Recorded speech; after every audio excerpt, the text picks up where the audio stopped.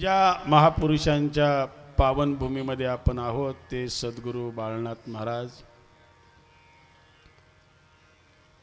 पळसखेड्याला येण्याचा माझा पहिलाच योग आहे. बाबांचं दर्शन होण्याचं भाग्य आज उदयाला आलं. त्यांची सर्वस्त अवस्था पाहिल्याच्या नंतर तिथले समाधीवरचे ते चिमटे वगैरे पाहिल्याच्या नंतर लक्षात येते काही नाथ संप्रदायाची परंपरा त्यांनी जोपासलेली. एक सिद्ध पुरुष आणि कुणास ठाऊक चिंतामण महाराज अशा सिद्ध पुरुषांचा माझ्याही जीवनामध्ये फार योगायोग येतोय. आता पुढच्या आठवड्यामध्ये मला बीड जिल्ह्यामध्ये रामपुरीला जायचे.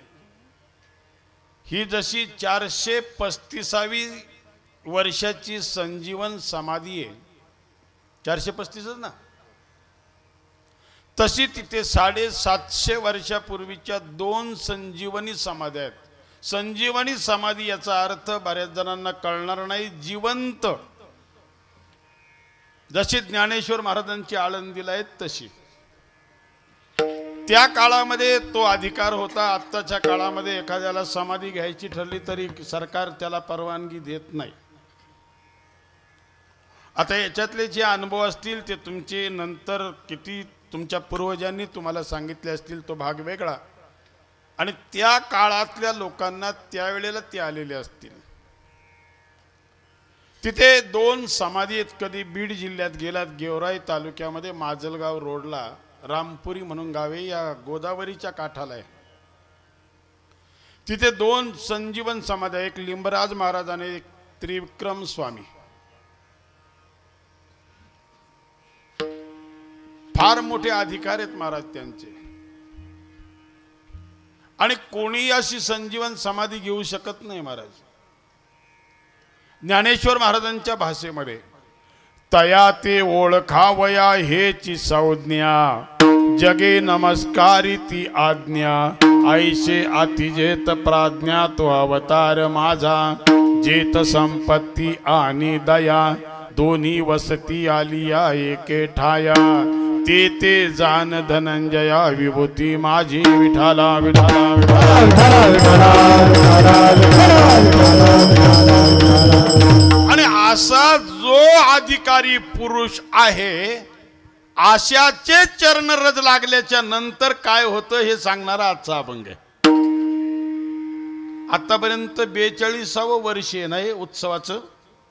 हो, इथलं 42वे. लाड महाराज आतापर्यंत किती वर्ष झाले तुम्ही पखवात वाजवताय? 11. चिंतामण महाराजांना किती वर्ष झाले विचारा, यांना बाकीच्यांना विचारा. प्रत्येक वेळेला तुम्ही चाल म्हणल्याच्या नंतर कंच्या तरी बाबाच्या पायावर डोकं टेकावलं असेल का नसेल टेकावलं? हा, इमानदारी सांगा बाळनाथ महाराजाला समजू. माझ्या सकट आपल्या सगळ्यांच्या वासना गेल्यात. याचा अर्थ आपल्या वासना गेल्या नाहीत. याचा अर्थ ज्याच्या पायावर आपण डोकं टेकवलं त्याच्यामध्ये ती योग्यता नसली पाहिजे. आणि दुसरी गोष्ट, जरी त्याच्यात तेवढी योग्यता असली तरी आपल्यामध्ये तेवढी श्रद्धा उदयाला आलेली नसली पाहिजे. 2 गोष्टी त्याच्यामध्ये. एक तर त्याच्यामध्ये कमतरता असेल, एक तर आपल्यामध्ये कमतरता असेल. आणि असा महापुरुष जर भेटला तर त्याची वासना सहजगत्या चरणरज लागावेत. घेऊन लावलेले नाहीत, सहजगत्या लागलेले चरणरज जीवनाचं जीवन बदलून टाकतं ना. वासना जळते, आणि एकदा का वासना जळाली का जीवनाचा प्रवास बदलला जातो. मग तो वाल्ल्या कोळ्यासारखा असू द्या, नाहीतर अनेकांची उदाहरणं आहेत तिच्या. आणि मग वासना एकदा जळाल्याच्या नंतर काय घडतंय? मग राम नामे उपजे आवडी. आणि ज्या सुखाकरता तुमचा आमचा रात्रंदिवस अट्टाहास चाललेला आहे ते सुख आणावं लागत नाही. सुख घडोघडी. पण हे ज्यावेळेला तो अनुभवतो त्यावेळेला त्याला जर विचारलं त्या संताच्या चरणरजानं तुला काय मिळालं, तुला सुखाचा अनुभव कसा आला, हे सांगण्याकरता त्याची वाणी त्याला साथ देत नाही. तुका म्हणे वाचा राहिली कुंठित, पुढे झाले चित्त समाधान. आणि तो अनुभव त्याला सांगायला गेल्याच्या नंतर महाराज म्हणतात 3ऱ्या कडव्यातली अवस्था त्याची तयार होते. कंठी प्रेम दाटे, नैनी नीर लोटे, हृदयी प्रगटे रामरूप. पण मग का हो, असा संत भेटायला, त्याचे चरणरज लागायला, जीवनातली वासना जायला, रामनामाची आवडी उत्पन्न व्हायला आणि जीवनामध्ये सुख प्राप्ती दशेला यायला आणखीन कशाची जोड हवी? तुकाराम महाराज शेवटच्या कडव्यामध्ये सांगतात, तुका म्हणे साधन सुलभ गोमटे, हे सगळं करायला सोपं आहे, परंतु जर तुझ्या पाठीमागं कोणाची पुण्याई जर असेल तर ते साध्य दशेला यायला उशीर लागत नाही. हा अभंगाचा सरळ अर्थ. विठाला विठाला विठाला विठाला क्वचित एकाला. चला पहिला थोडासा अभंगाविषयी विचार करू, नंतर थोडासा नाथ पंथाकडे जाऊ. वेळ मिळाला तर नाही, वेळ काढूच, कारण आमचा बी आरा भिडल्याशिवाय आम्ही थोडं सोडणार आहे. परत थोडं यायचं नाही यायचं तो भाग वेगळा. कारण तुम्हाला चांगल्या भुका लागल्या पाहिजेत, कारण मी आतमध्ये पाहिल्यात मालच्यांच्या पराती भरल्यात. आणि चांगली भूक लागली म्हणजे माणूस 2 घास कमी खाईल. वाढव असं. चला अभंगाशी बोलू. आज आपल्याकडे वेळ कमी आहे. आज महिला मंडळ जास्त आहे, खचाखच भरलेलं महिला मंडळ आहे. आज महिला मंडळापासूनच सुरुवात करतो. विठाला विठाला विठाला.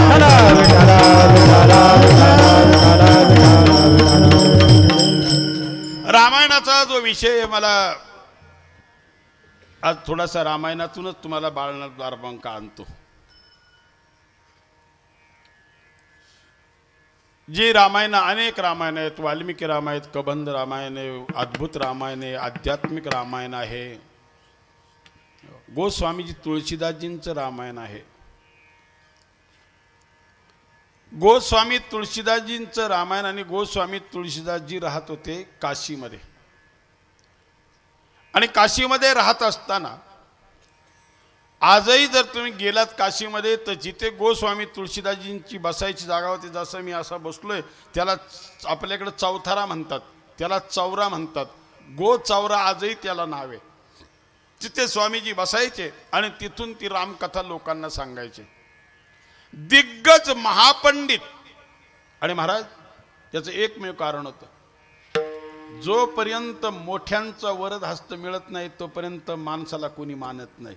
गोस्वामी तुळशीदासजींना इतका विरोध झाला, पहिला इतका विरोध झाला का यांना काव्य करण्याचा आणि लिखाण करण्याचा अधिकार नाही. आता मागच्या प्रसंगात मी जात नाही.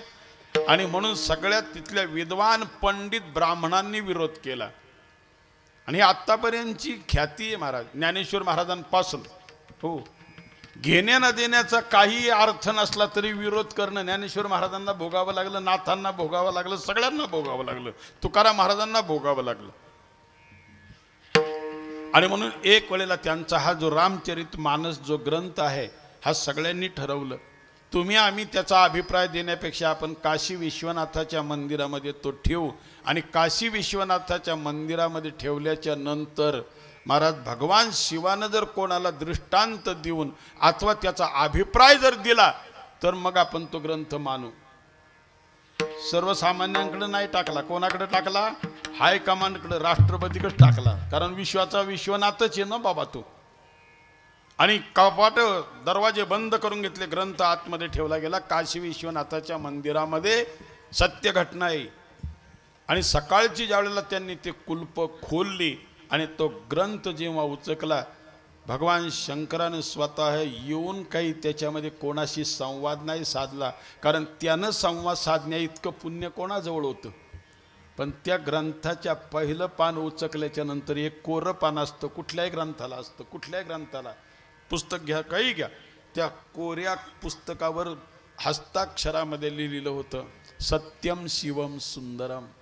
हा ग्रंथही सत्य आहे, शिव म्हणजे कल्याण स्वरूप आहे आणि जगाच्या बाजारातला सुंदरातला सुंदर ग्रंथ आहे. महाराज त्यावेळेला डोक्यावर घेऊन सगळे नाचत होते आणि त्याच्यामध्ये गात होते, सत्यम शिवम सुंदरम, सत्यम शिवम सुंदरम, सत्यम शिवम सुंदरम, सत्यम शिवम सुंदरम, सत्यम शिवम सुंदरम, सत्यम शिवम सुंदरम, सत्यम शिवम सुंदरम, सत्यम शिवम सुंदरम. हे सत्यम शिवम सुंदरम, सत्यम शिवम सुंदरम, सत्यम सुंदरम सत्यम शिवम सुंदरम सत्यम शिवम सुंदरम सत्यम शिवम सुंदरम सत्यम शिवम सुंदरम सत्यम शिवम सुंदरम। महाराज चिंतामण महाराज याच्यात सगळे मंत्र बसतात. सत्यम शिवम सुंदरम सत्यम शिवम सुंदरम सत्यम शिवम सुंदरम सत्यम शिवम सुंदरम राम कृष्ण हरी राम कृष्ण हरी राम कृष्ण हरी राम कृष्ण हरी. सगळे घ्या मग कृष्णाचा मंत्र, बाकीचे सगळे घ्या, त्याच्यात आपल्याकडे वेळ कमी आहे.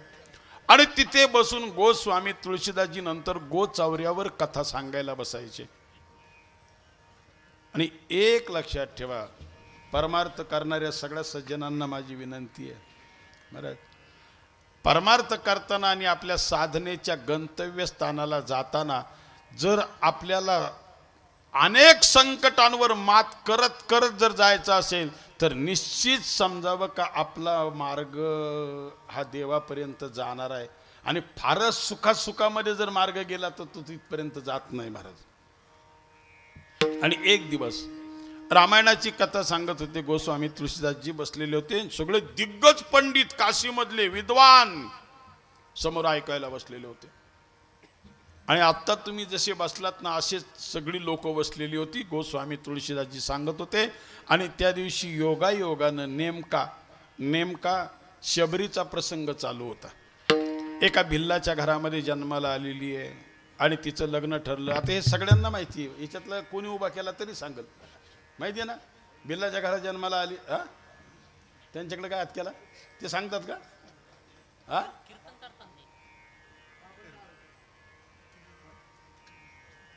नाही, आता किती लोकांनी ताकापुरतं रामायण केलं असं, पण शबरी कोण होती मागच्या जन्मात माहिती आहे?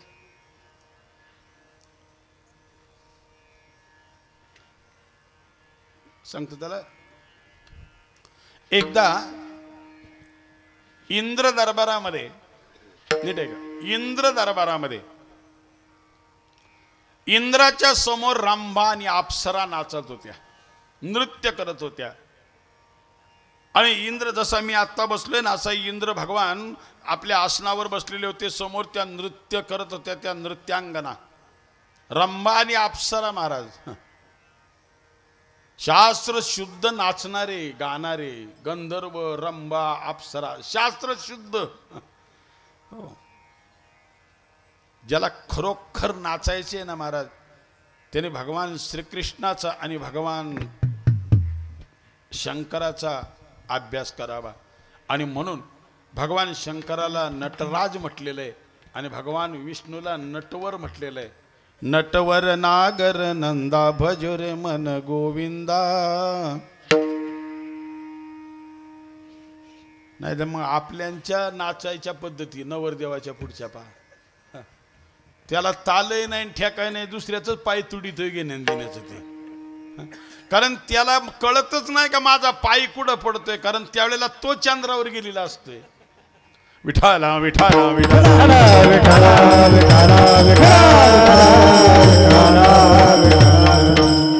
तेव्हा भगवान विष्णूला एकदा इंद्राची भेट घ्यावी वाटली अचानक. बरं, आताच्या सारखी सोय नव्हती मोबाईल करून का मी पळस खेड्याला येतोय म्हणून. बसलेत आणि नृत्य चालू होतं आणि भगवान विष्णू तेवढ्यामध्ये आले. स्थानम प्रधानम न बलम प्रधानम. ज्याची योग्यता आहे ना महाराज त्याला त्याच्या योग्यतेप्रमाणे बसवावं लागतं. आसन तर दुसरं नाही. इंद्राला विष्णूला खाली बसवणं शक्य नाही, कारण हे इंद्रालाही माहिती आहे का मी इंद्राच्या गादीवर आहे म्हणून याच्यामुळे. कारण जेवढे राक्षस माझ्या इंद्रपदाला भोगायला निघाले तेवढ्यांना मारणारा तोच आहे. आणि म्हणून अर्ध्या आसनावर इंद्र बाजूला सरले, अर्ध्या, आणि अर्ध्यावर विष्णूला बसून घेतलं.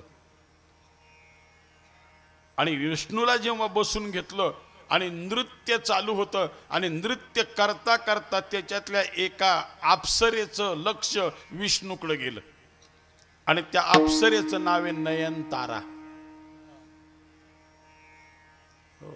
जिचे डोळे ताऱ्यासारखे होते. मृगनयनी कोणाला म्हणतात? जिचे हरणासारखे डोळे तिला मृगनयनी म्हणतात. ही नयनतारा. आकाशातल्या ताऱ्यांसारखे चमकणारे तिचे डोळे होते आणि ती जेव्हा सहज फिरली आणि विष्णूकडे लक्ष गेलं, महाराज विश्वाला भूल पाडणारा चेहरा येतो, राजस सुकुमार, राजस सुकुमार मदनाचा पुतळा, राजस सुकुमार मदनाचा पुतळा, राजस सुकुमार मदनाचा पुतळा, राजस सुकुमार मदनाचा पुतळा, रवी शशी कळा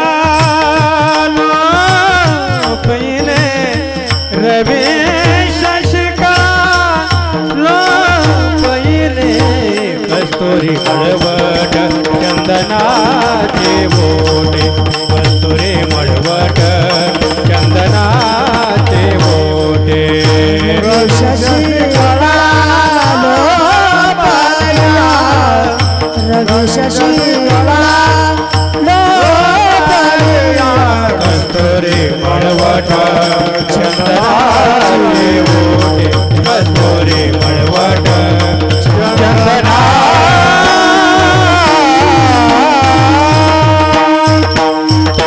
राजस सुकुमार मदनाचा पुतळा का ज्याच्या पुढे संपूर्ण विश्वातलं ते सुद्धा लपलंय आणि तिची नजर एकटक झाली विष्णूवर. माझ्याकडे लक्ष द्या. बसू द्या बसू द्या, आता जाऊ दे, आलेल्या खाली बसतील लवकर, वेळ नको जायला, आपला विक्षेप नका करू, कारण खाली बसणाऱ्यांना पंक्तीला लवकर नंबर लागल तिकडं वरून खाली. नाही जाऊ दे आता, त्यांना नाही तर त्याला विलाच काय आता. आता सगळ्या इथूनच जीवन जाणार असतील ना, मग मला सांगा तुम्ही, हे रेकॉर्डिंग काढून टाक बरं का बाबा नंतर. मग मला सांगा तुम्ही, या जर 7 वाजता आल्यात, मग आतापर्यंत त्या काय करीत होत्या?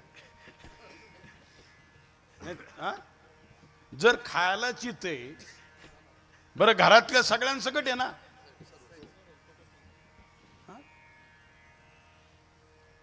एखादी चांगल्या मालिकेचा टाइम असेल आता, आहे का? असं आहे काही? कारण टीव्हीची माझी काही गाठच नाही महाराज. ही बाकीचे सांसारिक काम करता येतील आयुष्यामध्ये महाराज, पण ही एखादी घडी जर निघून जर गेली तर आयुष्यात पुन्हा हा मोका नाही येणार. न सांगता न जाणो,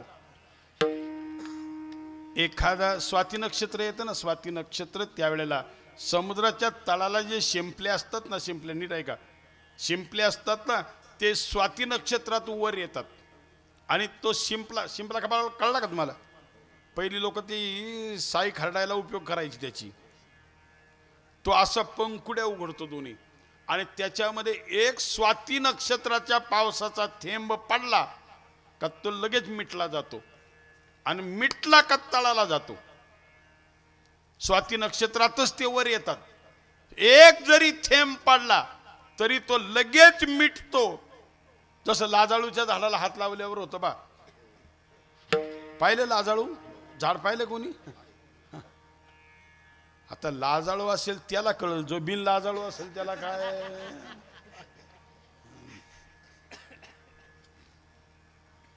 खाली जातो आणि मग हे पानबुड्यांवाले शोधून शोधून आणतात त्याच्यातलं, आणि काय निघतं त्याच्या हातून? मोती. एक थेंबाचा मृत्यू निघतो महाराज. नीट ऐका, आयुष्यातलं गणित.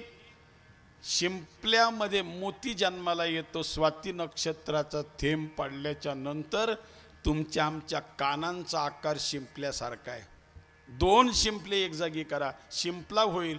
कदा काळी कोणी कीर्तनाच्या प्रवचनाच्या माध्यमातून एखादा स्वाती नक्षत्रासारखा महापुरुष येईल आणि त्याच्या मुखातून निघालेलं एखादं वाक्य जर या तुमच्या दोन्ही कानांमध्ये जर गेलं आणि जर जीवनामध्ये जर ते उतरलं तर तुमच्या आयुष्याचा मोती झाल्याशिवाय राहणार नाही.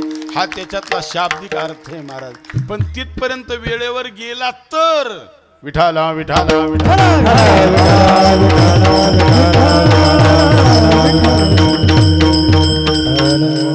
अरे ह्याची कथा गोस्वामी तुळशीदासजी सांगत होते. हा मी नयनतारा सांगत होतो नाही का. आणि ती जेव्हा विष्णूकडे पाहायला लागली त्याला इंद्रानं पाहिलं, अरे माझ्या दरबारातली अप्सरा आहे आणि विष्णूवर पाहत बसली, त्याच्या रूपावर भाळली. याचा अर्थ ती कामातूर झालेली आहे, कारण एवढं रूप लावण्य होतं विष्णूचं. आणि म्हणून त्यानं शाप दिला त्या अप्सरेला, नयनतारेला, तू स्वर्गामध्ये, माणूस जातो तो फुकट नाही, वशिल्याने नाही जात. ते तम भुक्त्वा स्वर्ग लोकम विशालम क्षिणे पुण्यमर्त्य लोकम विशंती एतै धर्म मनुप्रपन्ना गतागतम काम कामाल बनते. मग तया पुण्याची पाऊटी सरे, स्वर्गात जातो तो, पुण्य कमवून जातो महाराज. आणि म्हणून या पुण्यभूमीमध्ये पुण्य भोगण्याकरता आलेली तू, आणि इथे जर विष्णूकडं काम वासनेनं पाहत असशील तर तू स्वर्ग लोकामध्ये राहण्याच्या योग्यतेची नाही, आणि चारित्र्यवान घराण्यामध्ये जन्माला राहण्याचा तुला अधिकार नाही. तू पृथ्वी तलावर जाशील, मनुष्य योनी भोगशील, आणि तिथे तू एका क्षुद्र जातीमध्ये जन्माला येशील. शाप दिला. तिनं हात जोडून विनंती केली, इंद्रा मी विष्णूकडे पाहत होते, ते काम वासनेने नव्हते पाहत. एक माझा भक्तिभाव जागवला होता, आणि लाचावले मन लागलीशे गोडी, ते जीवेन सोडी आयशे झाले. माझा भाव जोडला होता, आणि एकच भाव मी तिथे देवाशी जोडला होता. देव माझा मी देवाचा, देव माझा मी देवाचा, हीच माझी सत्यवाचा, हीच माझी सत्यवाचा, माझी सत्यवाचा, हीच माझी सत्यवाचा, हीच माझी सत्यवाचा, हीच माझी सत्यवाचा. देव माझा मी देवाचा, हीच माझी सत्यवाचा, हीच माझी सत्यवाचा, हीच माझी सत्यवाचा. देव माझा मी देवाचा, हीच माझी सत्यवाचा, हीच माझी सत्यवाचा.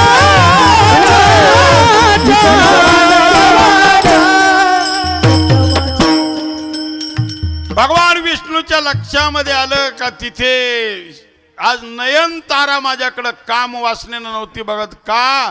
कारण न सांगता तुम्हा कळो येते, प्रमाण भरपूर आहेत, गाणारे 100 बडकर आहेत, लेकिन समय कम आहे.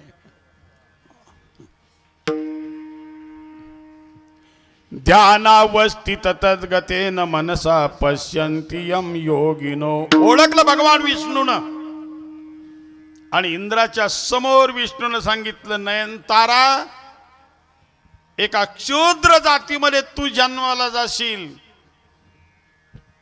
पण हाच विष्णू त्रेतायुगामध्ये राम म्हणून ज्यावेळेला मी अयोध्येला अवतीर्ण होईल राजा दशरथ आणि कौशल्याच्या घरी, त्यावेळेला तू जिथे पृथ्वी तलावर असेल आणि तुझी मला डोळे भरून पाहण्याची इच्छा पूर्ण करण्याकरता जिथे असशील तिथे तुला शोधत शोधत मी येईल. तिला तिथं वचन दिलं महाराज भगवान विष्णूनं. पुढे ही भिल्लाच्या जातीमध्ये जन्माला आली, शबर म्हणतात भिल्लांना, आणि तिथे जन्माला आल्याच्या नंतर ती उपवर झाली. उपवर झाल्याच्या नंतर अनेक वेळेला ऋषी मुनींच्या सानिध्यामध्ये राहावं. मागचं पूर्ण तिच्या कामाला आलेलं होतं, पुनर्जन्मनीय उद्या पुनर्जन्मनी यद्दनाम. मागचं पुण्य माणसाला पुढं कामाला येतं. आणि म्हणून एक दिवस लग्नाची सगळी तयारी चालू होती. काही बरीचशी पशु पक्षी आणले होते वडिलांनी. पशु पक्षी कळले का? पशु म्हणजे 4 पायाची बकरं, आणि पक्षी म्हणजे कोंबड्या. हो, आपल्या वडिलांच्या जवळ गेली आणि तिनं विचारलं. तसं तिचं ओरिजिनल नाव क्षमना आहे रामायणांमध्ये, पण तिला टोपण नाव आलं शबरी. हो, आता आपल्यातले सुद्धा काही काही पोरं असते ना, त्याला पप्प्या पप्प्याच म्हणतात. 2 पोराचा बाप झाला तरी अजून त्याला पप्प्याच म्हणतात महाराज. पप्प्याला पप्पी आली पण अजून पप्प्या टोपण नावच अजूनच चालू राहिली महाराज. विठाला विठाला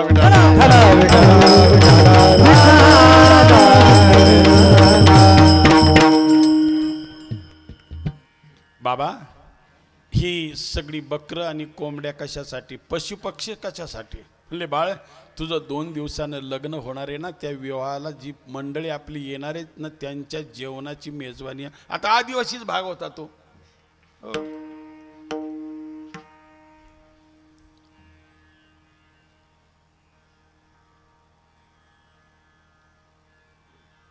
तेव्हा बाबा मी असं साधू संतांकडून ऐकलंय, कोणाही जीवाचा न घडो मत्सर वर्म सर्वेश्वर पूजनाचे.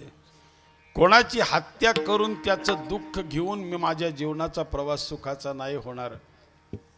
यांना वाचून जर माझं लग्न लागत असेल तर मी राजी है हम उसी में जिसमें तेरी रजा है. माझी इच्छा आहे त्यांना वाचून माझं लग्न लागत असेल तर.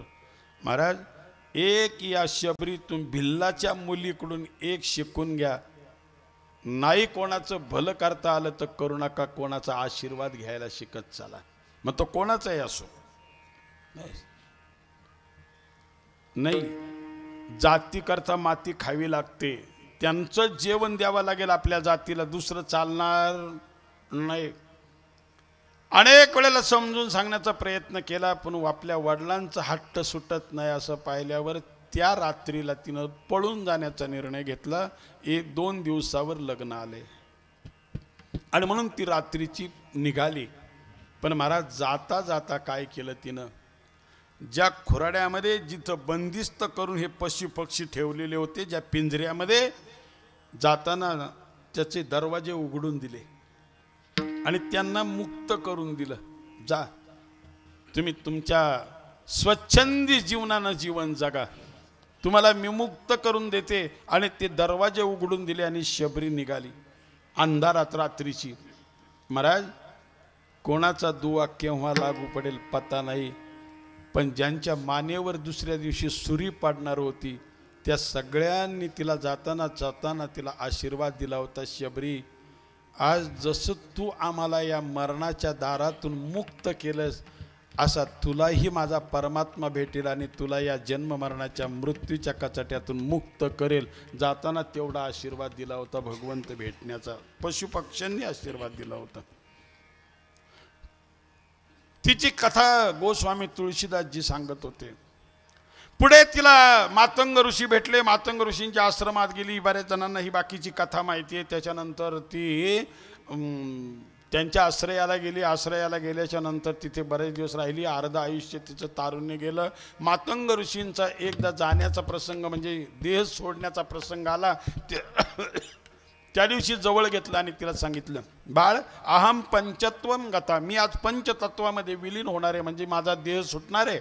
अतिशय रडायला लागली शबरी, रडायला लागली. म्हणजे बाबा आई वडील सोडले, जगाला सोडलं, परंतु तुमच्या आश्रयानं राहिले. त्याच्यामुळं आईन तारुण्यामध्ये तुमच्या जवळ असल्यामुळं कोणाची वक्र दृष्टी वाईट नजर सुद्धा माझ्याकडे फिरली नाही. आता कोणाच्या आश्रयानं जगू? मातंग ऋषीने सांगितलं, आश्रयानं जगू. तुझ्या ललाट रेषा सांगतात शबरी, हजारो वर्षाचं आयुष्य मी जगलो परंतु मला राम स्वप्नात सुद्धा भेटला नाही. आणि तुझ्या ललाट रेषा सांगतात का तुझे डोळे बंद होण्याच्या अगोदर म्हणजे मरणाच्या अगोदर तुला राम भेट होणार आहे, रामाची आणि तुझी भेट होणार आहे. यत्पूर्वं विधिना ललाट लिखितं तन्मार्जितुं कक्षमा पत्रं नैव यदा करीर विटपे दोषो वसन्तस्य किं नो लोकोऽप्यवलोकते यदि दिवा सूर्यस्य किन्दूषणं धारा नैव पतन्ति चातकमुखे मेघस्य किन्दूषणं यत्पूर्वं विधिना ललाट लिखितं तन्मार्जितुं कक्षमा पुंडलीकवरदा. बसा पंक्तीला काय आता. मातंग ऋषींचा देह सुटला. तिथे नंतर ती थांबली. थांबल्याच्या नंतर महाराज अनेक ऋषी मुनी शबरी आमच्या बरोबर चल, तिला पंपा सरोवरावर घेऊन गेले.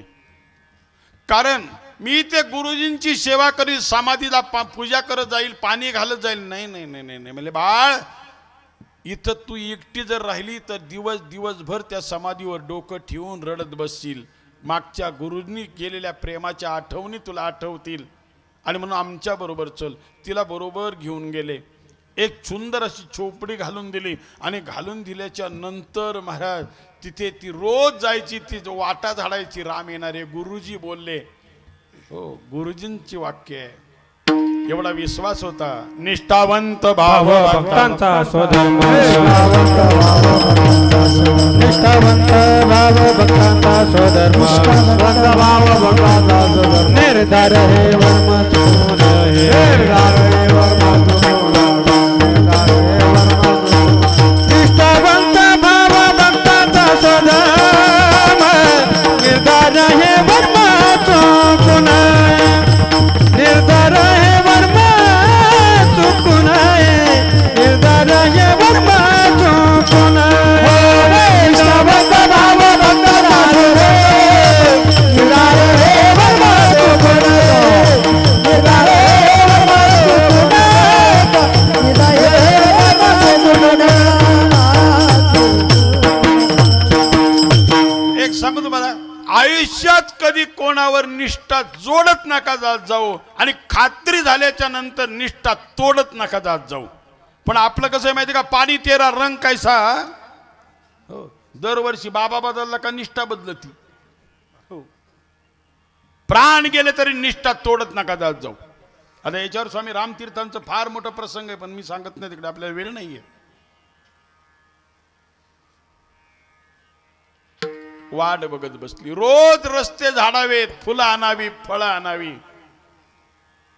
आणि एक दिवस कोणाची वाट बघते ही, कोणाची वाट बघते म्हणून एका साधूनं तिला थोडीशी छेडली, मजा म्हणून.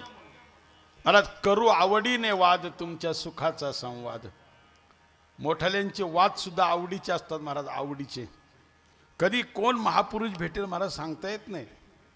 हो, आणि तो ज्यावेळेला भेटतो, तुमच्या नाशिकमधली घटना आहे तुम्हाला सांगतो. आता तुम्ही इकडं संगमनेरला आले ना, आता इकडं नाशिकला बा काळाराम मंदिर आहे ना, काळाराम मंदिर आपलं.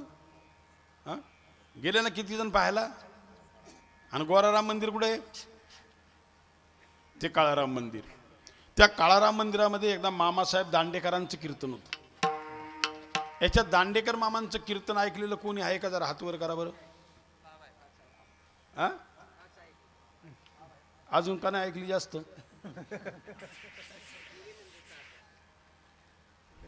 याचा अर्थ तुम्ही उशिरा पोहोचले है ना, पण पाच का होईना नशीबवान. तिथे सत्य घटना आहे. आणि मामांचं कीर्तन म्हटल्याच्या नंतर महाराज निफाड पासून लासलगाव पासून लोक कीर्तनाला. आणि त्यावेळेला 9 ते 11ची कीर्तनं. आणि 9 ते 11ची कीर्तनं म्हटल्याच्या नंतर महाराज 7 वाजल्यापासून जागा धरून बसलेली माणसं किती. हे तोबा तोबा गर्दी, तोबा गर्दी. आणि काळाराम मंदिरात कीर्तन. मी वाद सांगतोय तुम्हाला, ही सत्य घटना आहे. आणि त्यावेळेला स्वामीजी आम्हाला सांगायचे, कारण स्वामीजी त्यांच्या बरोबर होते. ही जवळजवळ 54-55 सालची घटना आहे. जन्म नाही झाला. मग आता देवाला म्हणा ना परत, घेईन मी जन्म. विठाला विठाला विठाला.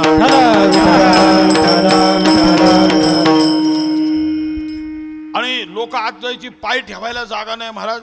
आणि मग असे निबार 2 गडी आडमुठे. माळाचा पत्ता नाही, कीर्तनाचा पत्ता नाही. पण मामा यायचे म्हणून बाकीच्यांबरोबर हे आलते. हो, कोण मामा जाऊ बघायला आणले होते. आणि त्या दोघांना तिथे ते त्यावेळेला आपल्या नाशिकला तिथे ते गबाजीभाऊ गायकवाड होते. आठवत असेल तुम्हाला ना, आहे ना. हो, एक चांगला चारित्र्य संपन्न माणूस. त्यांनी ते दोघं जण इथं गेटवर थांबा. आता बाबासाहेब जरी आला तरी आत सोडू नका. टाळकरी कशी तरी आत घातली बरं का, चिंता महाराज. आणि इकडं विठोबा रखमाई सुंदर ते ध्यान पंचपदी सुरू झाली. सुंदर ते ध्यान झालं, विठोबा रखमाई झाली. बरं, मामा मिनिटाचे इकडे इकडं न करणारे मामांचं. आणि मामा फेटा बांधून आले.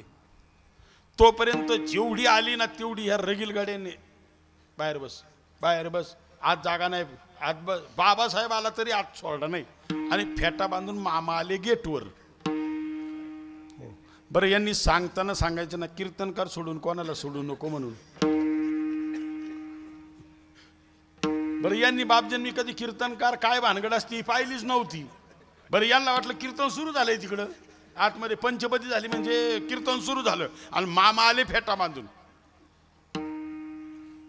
आणि जायला जसे मामा त्या काळाराम मंदिराच्या तिथून आत शिरायला लागले. ए बाबा कुठं चालला म्हणले. त्यांनी आज चाललोय कीर्तनाला. मोठ्यांकडे नम्रता असते महाराज.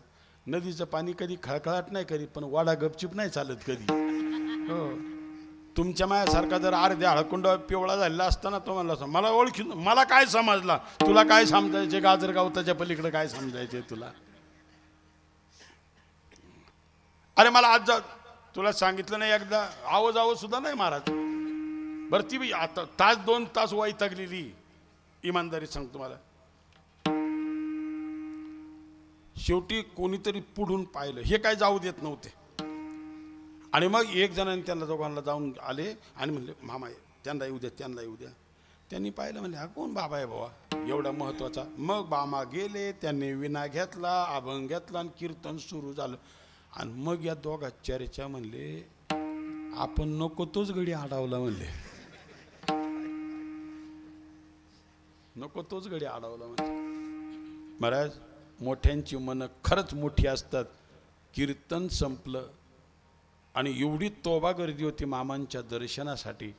आणि तिथे बाजूला त्या खोल्या होत्या काळाराम मंदिराच्या तिथे मामांना बसवलं नेऊन आणि मामांना बसवलं आणि गर्दीत थांबवण्यासाठी दरवाजे बंद केले खोलीचे. पण मामा त्या संयोजकांना सांगितलं म्हणले एक काम करा म्हणले इकडे गाबाजी बा म्हणले ते मगाशी ते 2 गेटवर 2 गडी होतं ते आत बोलवा. हे गेले त्यांना ए चला इकडे या म्हणले. काय म्हणले तुम्हाला मामांनी बोलावले. म्हणले आता काय बिगर पाण्याची. पहिले सांगायला काय झालं म्हणले तुम्हाला कमीत कमी कीर्तनकार सोडा आम्ही बापजन्मी कीर्तन कशाला म्हणतात हेच जर पाहिलं नाही हो आणि आता कशाला. पण महाराज त्यांनी एक असा तोडगा सांगितला म्हणले एक सांगू 5-6 हजार लोक बाहेर उभी आहेत दर्शनाकरता लाचावलीत. सगळ्यांना दर्शन बंद आहे. काय मामा म्हणायचे ते जोडे मारायचे ते मारतील खोलीच्या आतमध्ये पण गेल्यावर बेट्यावर तुमचं दर्शन तर होईल. हा म्हणले मग बरोबर आहे. आणि गेले ते 2 जण आतमध्ये. महाराज ही सत्य घटना आहे. अशी गादीवर खाली बसलेले होते मामा. मामांनी दोघांनी दर्शन घेतल्याच्या नंतर त्या दोघांचे दंड धरले इथं आणि एक या बाजूनी बसवला आणि एक या बाजूनी बसवला आणि दोघांच्या पाठीवर हात टाकला मामांनी आणि सांगितलं सज्जनांनो आज तुमच्यासारख्या शिस्तबद्ध पुरुषांची वारकरी संप्रदायाला गरज आहे. आज महाराज काय काळजी त्यांची केवढली झाली असतील महाराज. आडमुठ्यांची सुद्धा आज वारकरी संप्रदायाला शिस्ती करता गरज आहे. आता किती बेशिस्त चाललंय हे मी सांगायची गरज नाहीये. विठाला विठाला विठाला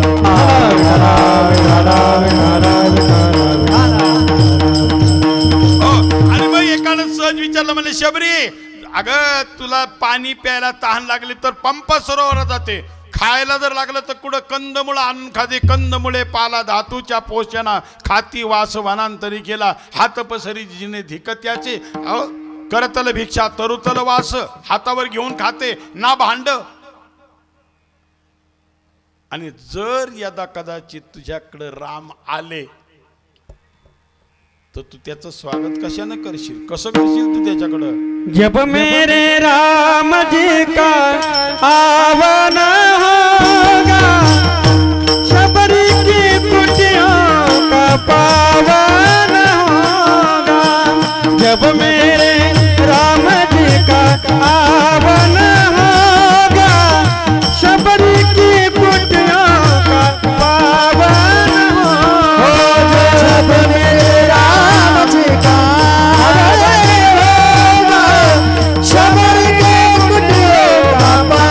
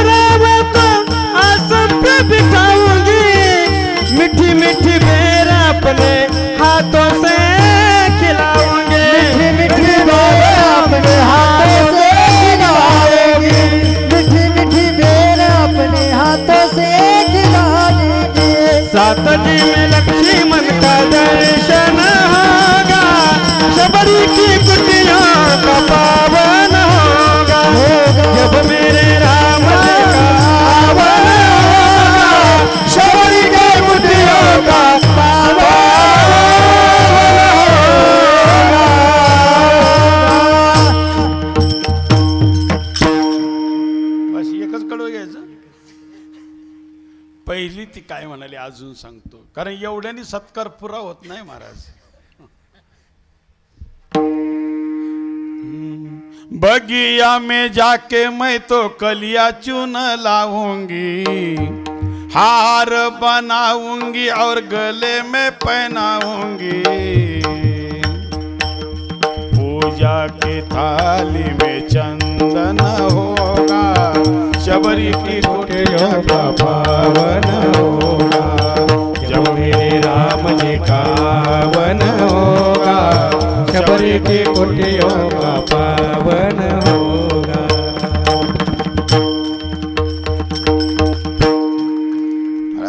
अजून आपल्याला तास दीड तास वाढून द्यायला पाहिजे बोनस. हा कोण लाड महाराज म्हणले का?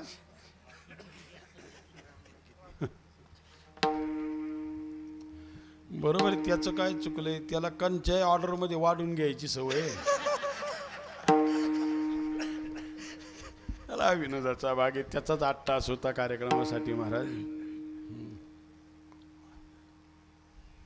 त्या दिवशी त्याचा पहिला फोन आला, म्हणला मी राम कांडेकर बोलतोय. कुठून बोलतोय म्हणलं, मी पळसखेड्याहून बोलतोय.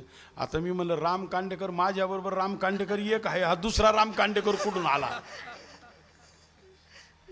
मग त्याने सांगितलं मला निमगावला, म्हणलं मी स्पीकरला होतो, म्हणलं स्पीकरला. पुढे शबरी राम भेटले, शबरीची बोरं खाल्ली, शबरीला मुक्ती दिली, शबरीची प्राणज्योत मालवली आणि भगवान रामामध्ये समाविष्ट झाली. ही कथा गोस्वामी तुळशीदासजी सांगत होते, हे नीट ऐका. आणि त्याच वेळेला रस्त्यानं जाताना एक रस्त्यानं कसली गर्दी उभी राहिली जमलेली आहे, म्हणून एक त्याच्यातली असणारी वेश्या, तिचं नाव वासंती. नीट ऐका आता, संत चरण कसे लागतात आणि ते पण कसे लागता सहज. ती रस्त्यानं चालली होती आणि कसली गर्दी जमली महाराज. आपण कट्टर माळकरी जरी असलो आणि सिन्नरच्या चौकात जरी मार्केट जवळ जरी गोल झालेला गर्दी असली तरी आपण गाडी उभी करून डोंबऱ्याचा खेळ असू द्या नाही तर कशाचा असू द्या पाहतो. अरे कोणाची तरी कथा चालली, एका शबरीची एका भिल्लिनीची कथा सांगतात. भिल्लिनीची कथा चालली, भिल्लिनीची. तिने ती सगळी ऐकली. राम भेटले तिला, भिल्लाची असून क्षुद्र जाती जन्माला येऊन सुद्धा राम भेटले. आणि मग त्या दिवशी संपूर्ण कथा तिनं ती पाहिली. आणि जशी कथा आता आपण नेहमी पाहतो, सुरुवातीला भजन असतं, मधी भजन असतं, शेवटला समारोपाला भजन असतं. जसं असतं की नाही, राजा राम राम राम सीता राम राम राम, राजा राम राम राम सीता राम राम राम, राम राम राम सीता राम राम राम, राजा राम राम राम सीता राम राम राम, राजा राम राम राम सीता राम राम राम, राजा राम राम राम सीता राम राम राम, राजा राम राम राम सीता राम राम राम, राजा राम राम राम सीता राम राम राम. गोस्वामीजींनी समारोपाचं भजन घेतलं, राजा राम राम राम सीता राम राम राम. आता किती जागे तुम्ही मी पाहतो. दुसऱ्या दिवशी जाताना तिनं त्या माकीच्या महिलांना विचारलं, एक कथा हर दिन होतीये? हा बोले हर दिन होतीये. ती दुसऱ्या दिवशी आली महाराज, पाठीमागे बसली आणि कथा संपायची वेळ झाली. तेव्हा ती इकडून एका बाजूने आली. नृत्यांगनाई होती, अतिशय सुंदर गाणारी होती. आणि व्यासपीठाच्या बाजूने आल्याच्या नंतर तिनं सांगितलं, म्हणजे स्वामीजी आखरी भजन मैं गा सकती हूँ, मी शेवटचं भजन गाऊ. कारण तिने गाऊन गाऊन बऱ्याच जणांचं खिस्सं मोकळं केलेलं होतं. नाही कळलं का तुम्हाला? गाऊन अनेक जणांचे खिसे मोकळे केलेले होते महाराज. स्वामीजींनी हात केला, आओ बेटी. नीट शब्द ऐका, आओ बेटी. आणि बेटी म्हटल्याच्या नंतर महाराज तिच्या डोळ्यातून खळ खळ खळ खळ अश्रू सुरू झाल्या वासंतीच्या. किम रोदयशी बाले, बाळा रडतेस का? म्हणले बाबा माझा जन्म झाला, काही दिवसातच माझे आई वडील वारले, मला दोन्ही माझे आई वडील आठवत नाही, मला आई वडिलांचं प्रेम मिळालं नाही, मला दुसऱ्यांनी सांभाळलं आणि ह्या व्यवसायात लावलं, आणि मला मायेनं बेटी मुलगी म्हणणारा आजपर्यंत विश्वात कोणी भेटलं नाही. तो आईचा आणि बापाचा बेटी म्हणण्याचा अधिकाराचा शब्द आज मला ऐकायला मिळाला आणि म्हणून माझ्या डोळ्यातून अश्रू येतात.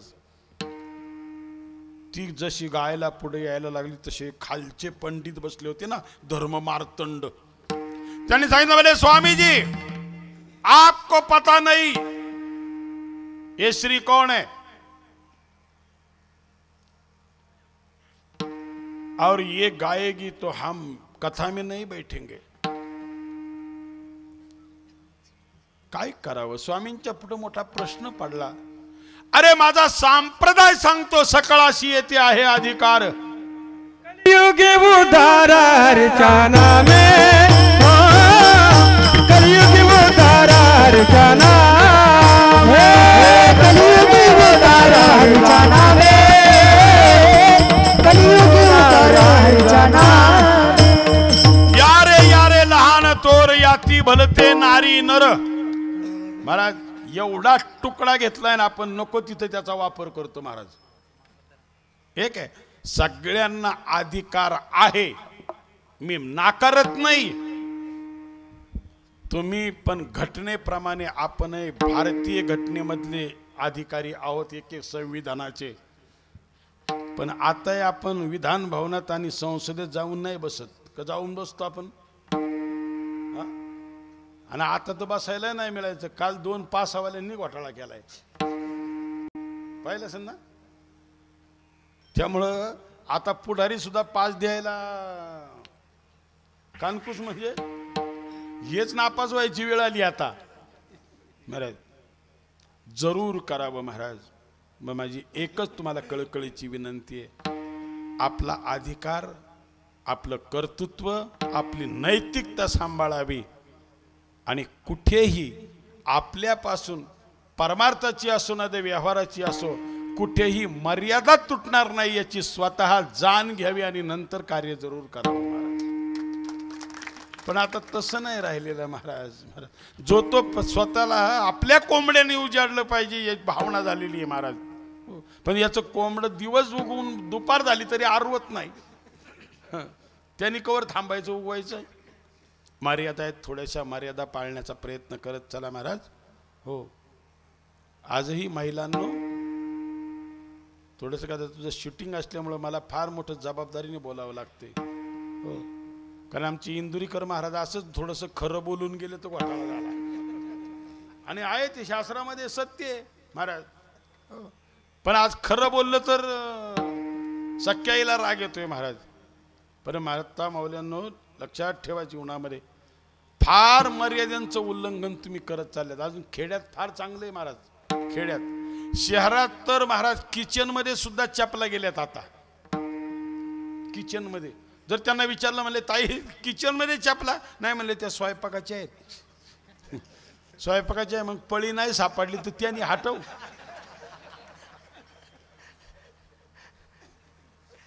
शेवटी लक्षात ठेवा, आपली घराने तुमचा एवढा जो आट्टा चाललाय ना लेकरांसाठी महाराज, आज रात्रीचं दिवसां रात्रीच्या आपण पाणी भरा, शेत्या करा, धारा काढा, गाया सांभाळा, सगळं काही करा. उद्या त्या लेकरांना सुखाने जगायचे दिवस येणार नाहीत आपल्या कर्तृत्वानं, तुम्हाला नीट सांगतो. याचं कारण आहे महाराज, फार मर्यादा तुटत चालल्यात आपल्या. हो, कारण जीवनाचे प्रभात तुम्ही श्रीमद भागवत पहा महाराज. हो, श्रीमद भागवत पहा, जबाबदारीनं सांगतो तुम्हाला. का याच्यामध्ये इंद्राला लागलेली ब्रह्महत्या ही 4 ठिकाणी वाटली गेलेली आहे, 4 ठिकाणी वाटली गेलेली आहे. आणि तीच ब्रह्महत्या आमच्या माता माऊल्यांकडे दिलेली आहे 4 दिवसाच्या निमित्तानं. कळलं असेल ना. आणि म्हणून जुन्या जमान्यातल्या आमच्या जुन्नर तालुक्यातल्या तिकडच्या पुणे जिल्ह्यातल्या बाया म्हाताऱ्या म्हणायच्या, शेत गेलं कटाळ्यानी आणि घर गेलं हाय यांचे पाठी. थोड्याशा मर्यादा पाळत चला बस. पवित्रम पवित्रो वा मंगलानांच मंगलम, जे पावित्र्य आहे त्या पावित्र्याला आपल्यापासून अपवित्र होणार नाही याची दखल आपण घेत चला. आणि ती वासंती आली इकडून. हे सगळे जमले, ओ नाही गा सकती, ओ नाही गा सकती, ओ नाही गा सकती. गोस्वामीजींनी सांगितलं कोज भी हो, हे तर सुधारलेलेच आहेत. महाराज इमानदारी सांगा मला, तुम्ही कीर्तन शहाण्यांकरता का जी शहाणी नाही त्यांच्या करता? कोणा करता? हा, जी शहाणी आहेत त्यांना सांगायची काय गरज आहे का? हा, बरं जी ईडी आहे त्यांना सांगून शिकणार आहेत का? मग कीर्तनाचा उपयोग काय?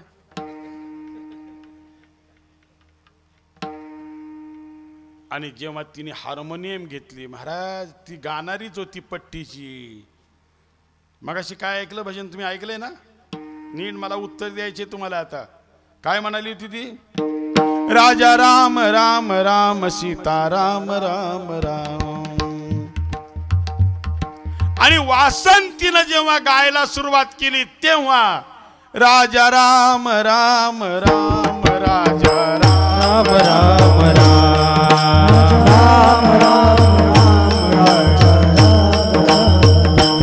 राजा राम राम राम राजा राम राम राजा राम राम राजा राम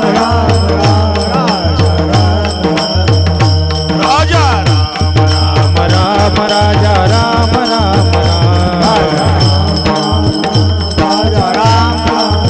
राजा राम राम राम राजा राम राम राम राम राम राजा राम राम. काय फरक झाला दोन्हींमध्ये? गोस्वामीजी तुळशीदासजींनी गायलं राजा राम राम राम सीता राम राम राम, आणि वासंतीनं गायलं राजा राम राम राम राजा राम राम राम. सीता काढून टाकलं का बरं? कारण बाईचा बाईला रागच राहतो ना. असं नाही महाराज, अनेकांच्या संगतीमध्ये राहून तिनं ऐकलं होतं का फक्त आणि फक्त जर माझा एकट्या देवाशी जर संबंध राहिला तर एक तत्व नाम दृढ धरी मना हरिसे करुणा येईल तुझे, हरिसे करुणा येईल तुझे.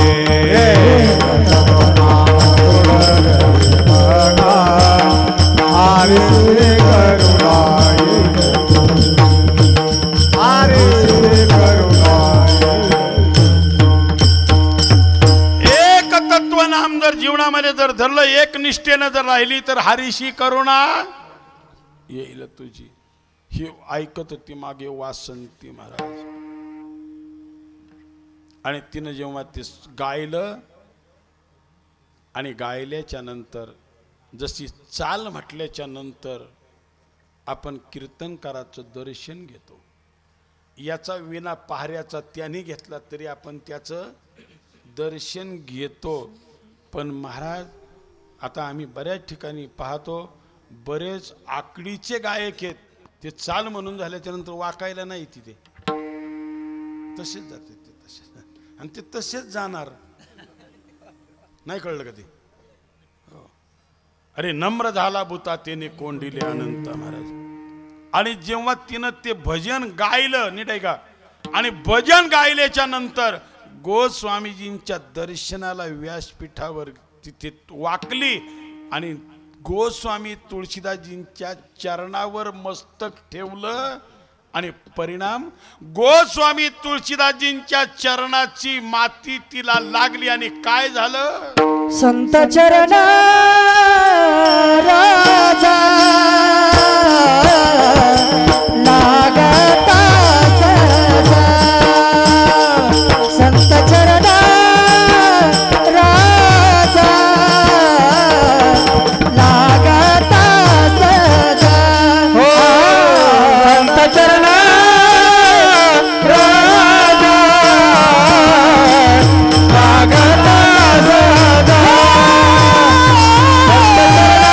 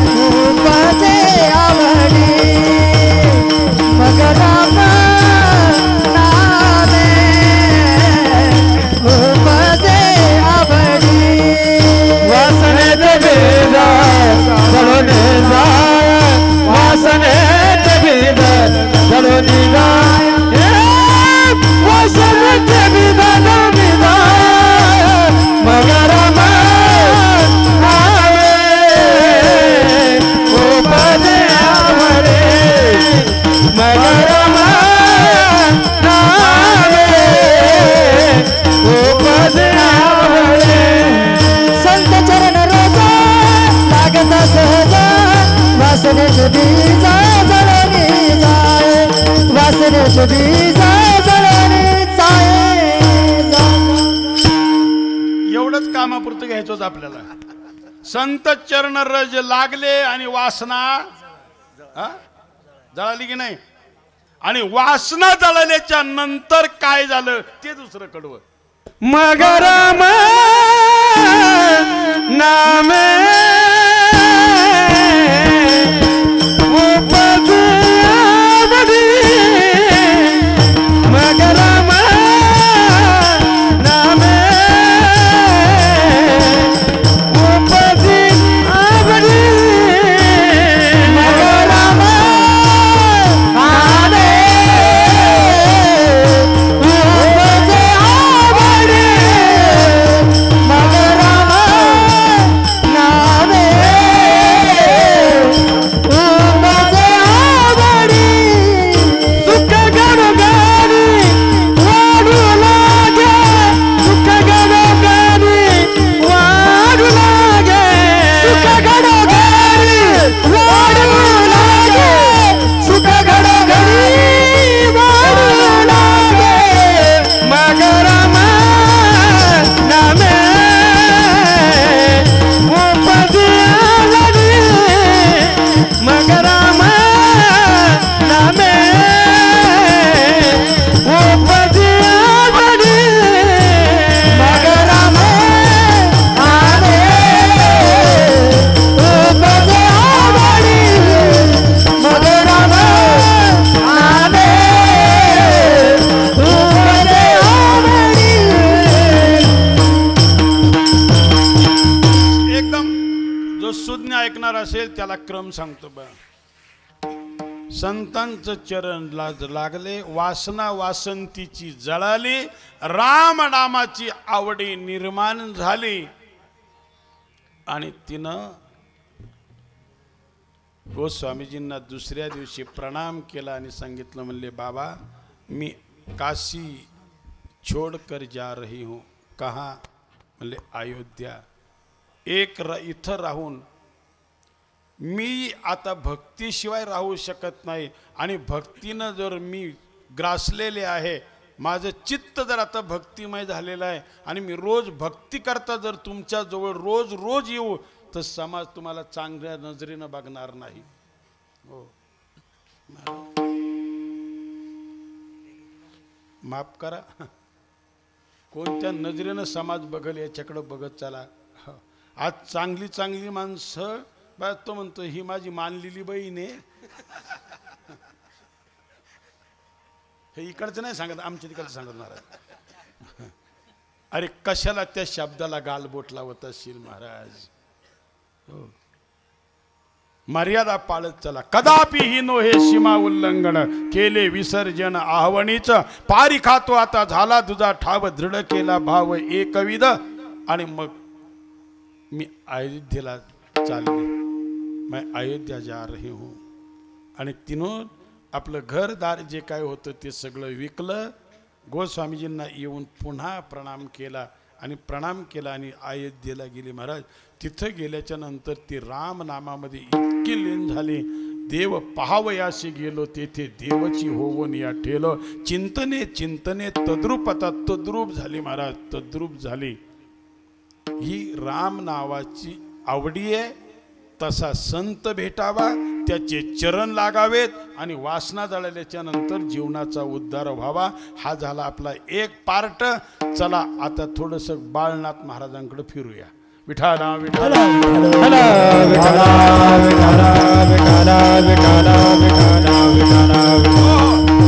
ही मला आता मंदिरात गेल्यावर सांगितलं कार्यकर्त्यांनी म्हटलं ट्रस्टीवाल्यांनी सगळ्यांनी म्हणले ही मच्छिंद्रनाथांची परंपरा आहे. बरोबर आहे ना.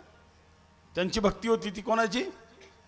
हो मग त्यांनी आता याच्यातलं कोणाला सांगता पण येणार नाही. फक्त समाधी आहे. त्यांचा फोटो सुद्धा उपलब्ध आज नाही आहे. मग त्यांनी ज्या अर्थी बाळनाथ नाव आले त्या अर्थी त्यांची दीक्षा ही 100% झालेली असणार. फक्त फोटो नाही आपल्याकडं. हो दीक्षा झालेली असणार आहे ती. सांप्रदायिक दीक्षा नाथांची दीक्षा असते महाराज. तसे हे बरेचसे 10-12 आखाडे आहेत महाराज. आता आखाडे वाढत चाललेत. तो भाग वेगळा आहे. कुंभाच्या वेळेला तुम्ही नाशिकला पाहत असाल आखाडे. पण आता तिकडे बरेच गोंधळ व्हायला लागले. असो, मच्छिंद्रनाथांच्या बाबतीतला एक प्रसंग आहे. मच्छिंद्रनाथ एकदा स्त्री राज्यात गेले होते. ज्यांनी नवनाथ वाचला असेल त्यांना माहिती असेल, आहे ना? गेलते ना? कधी गेले होते?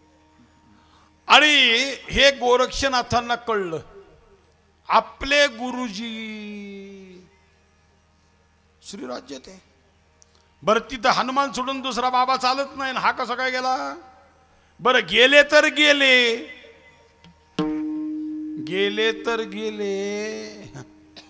तिथल्या राणीच्या पासून एक कॅलेंडर सुद्धा छापलं. मिन्नात बरोबर आहे ना? चुकलं तर सांगा बरं का. असं नाही, चुकलं तर जरूर सांगितलं पाहिजे महाराज. त्याच्यामुळे आम्ही इतके महाराज लोक बोकाळलेले आहेत ना, जे महाराजांनी सांगितले मग त्यांनी कबीरने 5 म्हणलं तरी बाकीच्यांनी हा म्हणायचं, कारण महाराज म्हणलंय ना. मला अजून 2-3 गोष्टी नाही सापडल्या चिंतामण महाराज, ते रेकॉर्डिंग करतात, तिच्यातही सापडलं तर कुठं सापडा. हो, काय तुम्हाला एक सांगतो, ते म्हणे एकदा तुकाराम महाराज भजन करत करत करत म्हणले कोणाच्या तरी शेतात गेले. ऐकलं असं नाही? आणि तिथे गेल्याच्या नंतर त्या तुकाराम महाराजांना त्या शेतकऱ्यांनी ऊसाची मुळी दिली. यांच्या घरी काय गुऱ्हाळ होतं का? बरं, दिली. त्याच्यानंतर तुकाराम महाराजांनी येता येता सगळ्यांनी ऊस मागितला, पोरांनी ऊस मागितले, सगळे ऊस मागितले. ऐकलं का नाही? कोणी? कोणीच नाही ना? कोणीच नाही. तुम्हाला बाळनाथ महाराजांची शपथ आहे, जर कोणी नाही म्हणलं तर. ऐकले ना? आणि घरी गेल्यावर किती ऊस राहिले? हा, एक. मग जिजाबाईंनी काय केला?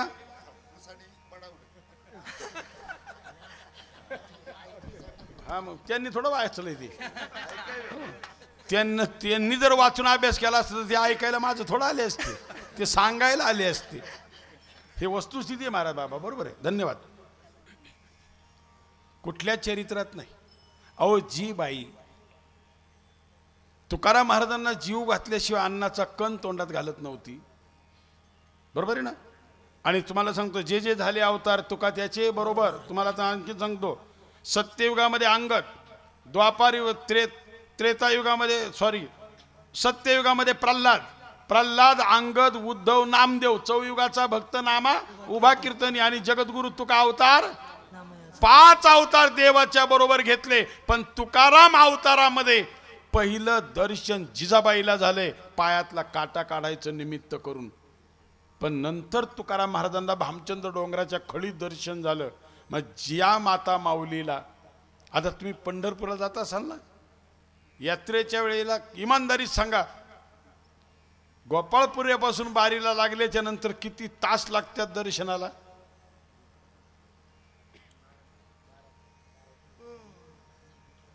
बाबा, आता 25 तास लागायला लागले. हो,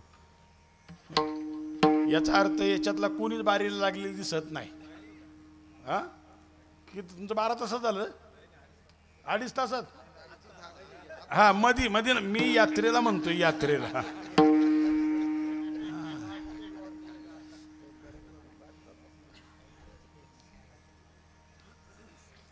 फक्त 2 लाईनी तिथं मुखदर्शनाची आणि पांडुरंगाच्या पायाला हात लागावा म्हणून रात्रंदिवस लोक तिथं उभी राहतात. आणि विश्वाचा बाप काटा काढायला गेला, त्याला जिजाईचा पाय आपल्या हातात घेतल्याशिवाय काटा काढला असेल का? विश्वाच्या बापानं जिचा पाय आपल्या हातामध्ये घ्यावा, केवढी भाग्याची जिजाबाई असेल. आणि ती उसानं नवऱ्याला मारित असेल. आणि तरी मी मान्य करतो, मारित असेल. तुम्हाला एवढंच सांगतो, बाळनाथ महाराजांना साक्षीला ठेवून, तुम्हाला आळंदीला जायची गरज नाही, त्र्यंबकला जायची गरज नाही, कुठे जायची गरज नाही. तरीही तुम्हाला घरी पांडुरंग भेटायला येईल. जिजाबाईला जसा आला तसा. फक्त जिजाबाईंनी केलं तसं करायचं. ऊस आणायचा आणि काय करायचा? पांडुरंग भेटणार. मी खरं सांगू का चिंतामण महाराज, अंतरीचे धावे स्वभावी बाहेरी. मी म्हणतो माझा अंदाज आहे बरं का आता, हा जो घरी गडी रट्ट खात असेल ना तोच हा दृष्टांत सांगत असेल. अहो मी म्हणतो बाकीचं काय भरपूर आहे का नाही सांगायला कुठं काही. श्रीराज्यात गेले मच्छिंद्रनाथ. चला 15 मिनिटं आपल्याकडे फक्त. आता जायचं कसं? श्रीराज्यामध्ये जायला बंदी. जाणार कसं? बॉर्डरला गेले, तिथं अडवलं, नो एंट्री. आता काय करणार? आता काय करणार? बाकीच्यांना सगळ्यांना माहिती आहे. आणि गेल्याच्या नंतर मग त्याच्यात एक भजनी मंडळ चाललं होतं आतमध्ये, काहीतरी असेल त्यांचा कार्यक्रम. भजनी मंडळ चाललं होतं, त्याच्यामध्ये त्या सगळ्या बायाच होत्या. महिला मंडळाचं भजनी मंडळ. बरं आता मंडळ फार निघाली. मग अशी गाडीत बाबा म्हणले एकाची 2 झाली. आम्ही पाहतो मला आळंदीला आपल्या आश्रमापासून फार दिंड्या जातात. म्हणले यंदा म्हणले तर रामनाथला विचारा, म्हणलं एवढ्या दिंड्या का वाढल्या? म्हणले महाराज दिंड्या नाही वाढल्या, म्हणले एकाच्या 2 झाल्या. प्रत्येक जण दिंडी काढायला सोकावलाय. आणि पहिल्याच दिंडी जी होती त्यांनी दुसरं दुकान मांडलं. थोडस कडू वाटेल महाराज, कडू वाटेल महाराज. हे त्यागा करता नाही महाराज, त्याच्यात तेवढा माल गोळा होतो हे त्यांच्या डोळ्यात भरला म्हणून त्यांनी बाजूला काढलं. हे हे हे हे आता सुरू असं झालं, हे असं सुरू झालं. त्या महिला मंडळाला सांगितलं, म्हणले कहाँ जा रहे हो? म्हणले ओ राजा के वहां भजन आहे, मला घेऊन जा ना. म्हणजे नेणार कसं महाराज? तुम्हाला न्यायचं कसं? नाही नेता येणार. गोरक्षनाथानं सांगितलं एकदा असंच पाठीमाग द्वापार युगामध्ये भगवान श्रीकृष्ण रासलीला खेळायचे वृंदावनामध्ये. आणि सगळ्या देवांच्या बायका यायच्या. पुन्हा कधी भेटलो तर मी याच्यावर सविस्तर बोलल महाराज. आणि त्या देवांच्या बायका स्वर्गातून यायच्या रात्रीच्या वेळेला. आणि फक्त तिथं एक गवळणी एक गोपाळा हाती धरुणी नाचती रास मंडळा. एकट्या गुपीमध्ये कृष्ण आणि बाकीच्या सगळ्या गुपी अधिक त्यांच्या देवांच्या बायका गुपी बनून यायच्या. आणि मग 1 दिवस झाला, 2 दिवस झाले, 3 दिवस झाले. आणि म्हणून भगवान शंकरांनी विचारलं, म्हणले पार्वती तू रोज रात्रीची जाती कुठं? म्हणले मी पृथ्वी तलावर जाते. काय करते? म्हणले तिथे कृष्ण आणि गोपींची राधेची रासलीला चालते, त्या रासलीलेला जातो आम्ही. विष्णूची लक्ष्मी येते, ब्रह्मदेवाची सावित्री येते, इंद्राची शची येते, इंद्राणी येते, आम्ही सगळ्या जणी जातो. हो. आणि खरं सांगू का भोले बाबा, इतकी मजा येते ना रासलीलेला, इतकी मजा येते. हो, इतकी आज राधा नाचली, इतकाच कृष्ण आज नाचला, इतकी आनंद लुटला आम्ही, इतका आनंद लुटला. आणि मग ते सगळं ऐकल्याच्या नंतर भोले बाबा म्हणाले पार्वती जर एवढा आनंद जर तिथं मिळत असेल, हा सुख सोहळा स्वर्गी नाही, मला एकदा घेऊन चल ना. म्हणले बाबा तुम्हाला नाही नेता येणार. म्हणले का? तिथे फक्त एकटा श्रीकृष्ण आहे, बाकीचा पुरुष नाही तिथे. त्याला काही कर पण मला ने.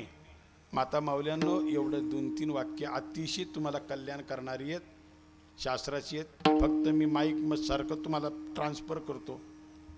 आपल्या मालकाची कुठलीही इच्छा स्त्रीनं पूर्ण करावी त्याला धर्मपत्नी म्हणतात. पण मालकाची इच्छा कुठलीही धर्मपत्नीनं पूर्ण करावी, पण त्या मालकाची इच्छा धर्माला अनुसरून असावी. कशाला? हो, नाहीतर आता जर मी एवढंच सांगून गेलो मालकाची कुठलीही इच्छा त्याच्या बायकोनं पुरी करावी, त्याला जायला टाइम नाही भेटला. तुम्ही जर कदाचित शुक्रवारी नांदूर शिंगोट्याच्या बाजाराला जर गेल्या तर तो म्हणून येता येता आपली चपटी घेऊन ये. धर्माला अनुसरून पाहिजे, देवाकडे जायचे, मग मालकाला घेऊन जावं. पण नेणार कसं? नेलं तर पाहिजेच. मग बाबा एक काम कराल का? म्हणलं काय? तुम्ही गोपी बनून याल का? भगवान शंकराला म्हणाले हो चालेल, काहीही कर, पण मला घेऊन जा. आणि मग तिनं आंघोळ घातली भोले बाबाला. एक चांगला कंगवा घेतला, 2-3 नंबरचे कंगवे घेतले महाराज. मोठ्या दाताचा घेतला पहिला. युगायुगाच्या जटा आहेत महाराज, त्या युगायुगाच्या. ते काही निघानात. हो हो, बारक्या फणीचं तर कामच नव्हतं. हो, बारकी फणी कळली ना, सगळ्यात बारीक दाताची असती, ती स्पेशल असते महिलांकडं. कशासाठी? वाह, महिला हुशार आहेत. वाह वाह. बाबा हा गुंता नाही निघत. पार्वती तो गुंता एका युगाचा नाही, युगायुगांचा आहे. आणि मग पार्वती मातेनं काय केलं, त्याला सगळं सारवारलं असं जोरसक, आणि सगळ्याला असा येडा मारून एकच गाठ इथं मारली. काय म्हणते त्याला, याला माहितीच नाही. हा, आत्ताच्या पुरीला माहित नसेल, पण मागच्यांना, पुढच्या पुरींना बुचडा कळणार नाही. तो कुठेतरी प्रदर्शनात दाखवावा लागल. याला बुचुडा म्हणतात, कारण हे सगळं कटिंगचं काम आले आता ना, बापकट. पण एक सांगू, एका एका गोष्टीत महाराज शास्त्र भरलेलं आहे.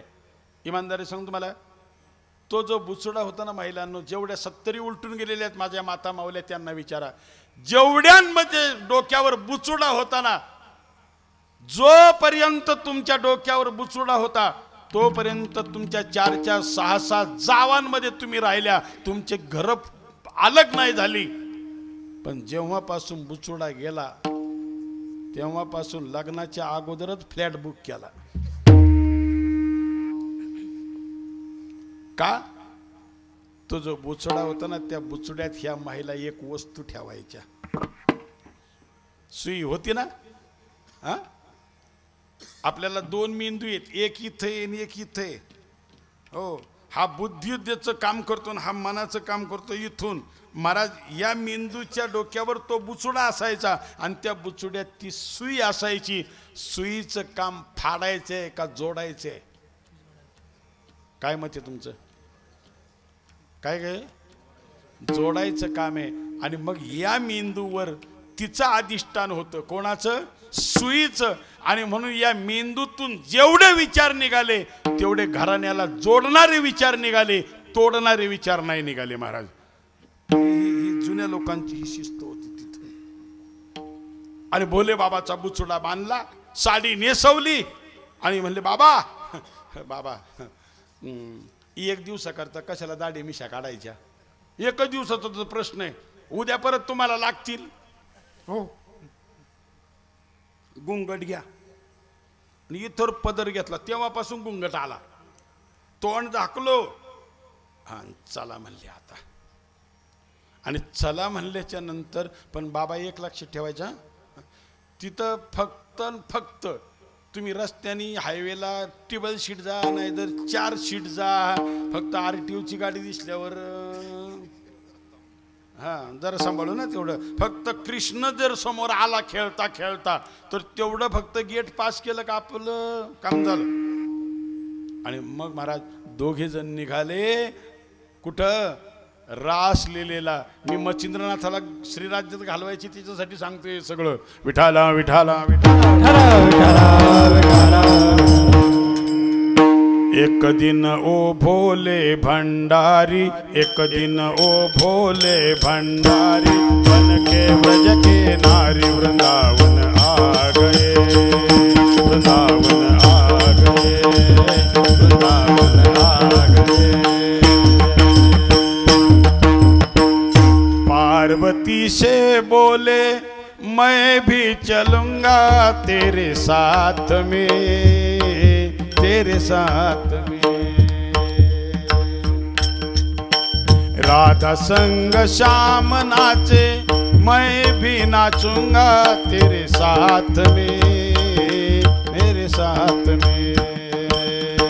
रास चलेगी व्रज में भारी, रास चलेगी व्रज में भारी, हमें दिखाओ प्यारे वृंदावन रहे.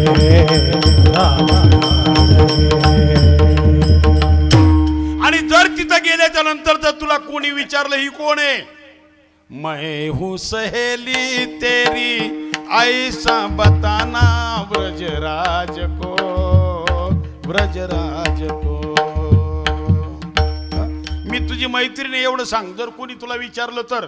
आणि मग पार्वती तयार झाली आणि साडी नेसवली आणि काय केलं, लगा के बिंदिया पहन के साडी, लगा के बिंदिया पहन के साड़ी, चाल चले मतवाली वृंदावन आ गई, वृंदावन आ गई. क्या करे अभी जिंदगी गुजर गई, जब जीने का ढंग आया, क्षमा बुझ गई तो महफिल ने रंग लाया. टाइम संपलाय.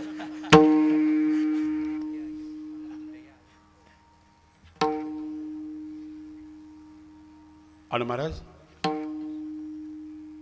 सांगू का 5-10 मिनिटं सांगू,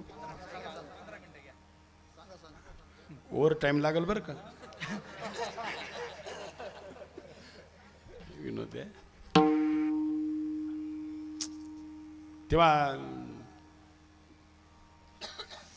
पार्वतीने सांगितलं म्हणले देवा साडी नेसवली मी तुम्हाला, तुम्ही एक काम करा म्हणले. काय, तिथं गेल्यावर फक्त कृष्णाचं तेवढं गेट पास करा. पण पण पण हे गर्दी आहे तिथं, फार अंधार आहे. आताच्या सारखी लाईट नव्हती अशी हॉलोजन, अंधार आहे. हे तुमच्या गळ्यातलं दागदागिनं काढून ठेवा, नाही तर चोरीला जातील तिथं. कोणते होते दागदागिने,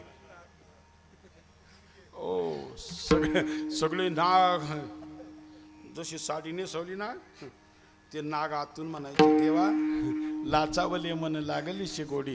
कृष्ण आणि राधेला पाहायला जर तुम्ही लाचावलेत, विसलाचा बाप लाचावलाय, आम्हाला दर्शन तुमच्यामुळंच घडल, नाही तर आम्हाला कोण नेतो तिथं. नाही तर ह्या बाया हिरवी टायमाला दिसल्याच्या नंतर पोरांना आणून काठ्या घेऊन आमची तोंड टिचतील.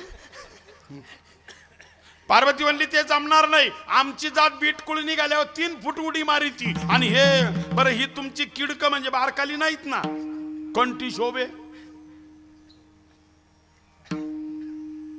देवा काही करा. जो कानाजवळ होता ना एक इकडं, त्याने सांगितलं म्हणलं आम्ही सगळे गप बसू, अजिबात हालचाल करणार नाही, साडीच्या आतल्या आत गपचूप बसू. पार्वतीला सांगितलं म्हणले असू दे त्यांना मी सांभाळील, आतल्या आत ते गपचूप बसतील.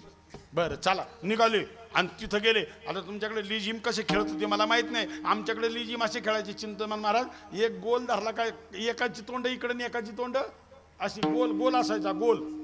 आणि महाराज खेळता खेळता खेळता खेळता खेळता आता तुम्ही जर पावले खेळायला लागले ना, आत्ता जे नवीन आज टाळघरी उभे आहेत ना, हे तुमची पाहणार आणि मग तुम्ही मागे जायला आणि हे पुढे यायला. हे असं म्हणा, पाहिल्यावर ते पाऊल टाकणार तर तुम्ही गेले माग. हो, हे माग पुढं व्हायला लागलो. आणि फेरी मारता मारता पार्वतीने सांगितलं म्हणले देवा फक्त एवढं गेट सांभाळा, कृष्ण आलाय समोरून. चांगलं तोंड झाकून घेतलं. आणि ज्याला नाचायचे ना महाराज त्याला पाय गुतू नये म्हणून ते वर सारून घेतं. दोतारा असू द्या, साडी असू द्या, फुगडी जरी खेळायची म्हणलं तरी बाया खोची त्या जरावर. हो, आणि मग कृष्ण आला समोरून. आणि कृष्ण समोरून आल्याच्या नंतर त्याने पाहिलं अरे सगळ्या गोपी मला चोरून चोरून पाहत्यात आणि ही गोपी काय ती तोंडच दाखवायला तयार नाही, तोंडच पाहत नाही म्हणजे माझं. कृष्णाने असंही पाहिलं तसं पाहिलं, सगळं पाहिलं, तोंडच दिसणी. कारण इथपर्यंत घेतला होता ना बुरखा. कृष्णाचं लक्ष खाली गेलं पायाकडं, आणि कृष्णाचं लक्ष पायाकडे गेल्याच्या नंतर त्यांच्या लक्षात आलं पाय उघडे होते ना शंकराचे. ओ हो. आणि मग कृष्णाच्या ध्यानात आलं हे 5 नंबर पायी नाही 9 नंबर आहेत. 9 नंबर आहे. आणि जसे 9 नंबर पाय दिसले तसं राधेला सांगितलं राधे माझी बासरी आण, बासरी. महाराज हा विनोद आहे, बासरी आण. राधेनं सांगितलं कृष्णा तुझ्या हातात टिपऱ्या आहेत ना, मला टिपऱ्या गेल्या टिपरीत, टिपऱ्या गेल्या टिपरीत. बासरी आण, बासरी. अशी रासलीला परत होणार नाही कधी. विश्वाचा बाप आज रासलीला आलाय महाराज. आणि जेव्हा बासरी घेतली भगवान शंकर तिकडून आणि कृष्ण इकडून जशी बासरी वाजवायला सुरुवात केली महाराज, ती बासरी म्हणजे कृष्णाची बासरी होती महाराज. ही आतल्यांची हालचाल सुरू झाली. त्या गोंगटाच्या आतून शंकरांनी सांगितलं घरी काय ठरलं होतं. मला घरी लाख ठरलं होतं, पण हे आमचं वाजवित आहे. कोणाचं? अहो हे वाजलं म्हणलं आम्ही डोलतोच. शंकर म्हणले तुम्हाला इथं सोडून जाईल. म्हणले सोडून जाण्याचं काही करा, त्याला बंद करायला सांगा. बंद करायला सांगतो म्हणजे तोंड उघडं करा. तोंड उघडं केल्यावर मिश्या दिसणार, दाढी दिसणार. आणि महाराज लबाडी ही आखूड चादरी सारखी असते. लबाडी ही आखूड चादरी सारखी असते. म्हणजे 5 फूट माणूस असल आणि 4 फूट जर चादर असल, तोंड झाकायला गेलं का पाय उघडं पडत त्यात, आणि पाय झाकायला गेल्यावर लबाडी किती टिकणार आहे. आणि मग ज्या वेळेला भगवान श्रीकृष्णाने पाहिलं म्हणले बाबा एवढं नाटक करून यायचं काय काम होतं. बाबाला एकही उत्तर देता आलं नाही. परंतु गंमत अशी झाली महाराज, जेव्हा माझ्या भगवान श्रीकृष्णाला त्या नृत्य कलेमध्ये डोळे भरून पाहिलं, त्यावेळेला भोले बाबानं उत्तर नाही दिलं. उत्तराच्या जागेवर त्यांची अवस्था बनली तिसऱ्या कडवे. कंठी प्रेम दाते कंठी प्रेम दाते कंठी प्रेम दाते कंठी प्रेम दाते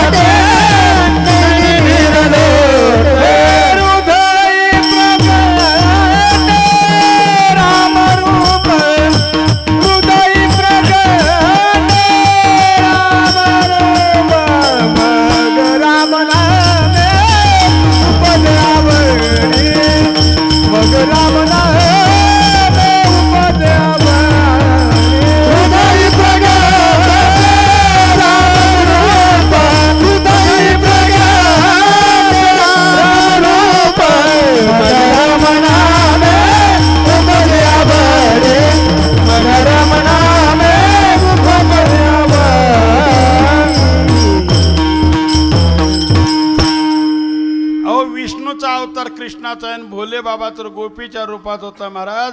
हा योग घडून येण्याकरता तुकाराम महाराज म्हणतात, तुका म्हणे साधन सुलभ गोमटे परी उपतिष्ठे. आणि आजही जो वृंदावनामध्ये जाईल, जिथे माझे भगवान शंकर गोपी बनून आले, भगवान श्रीकृष्णाने सांगितलं मला एकट्याला दर्शन नको, येणाऱ्या भविष्य काळात प्रत्येक भक्ताला तुमचं दर्शन झालं पाहिजे. म्हणून गोपेश्वर भगवान म्हणून तिथे स्थापित केला. गोपेश्वर एक एकाची हृदयी गोडी साखरेच्या ठाई.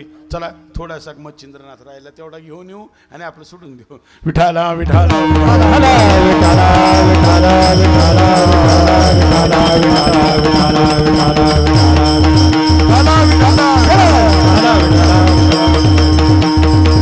एक कशावरून सांगत होतो, गोरक्षनाथांनी सांगितलं अरे त्यावेळेला शंकराला जर गोपी बनवून नेला होता तर मला भजना म्हणून न्यायला काय हरकत आहे.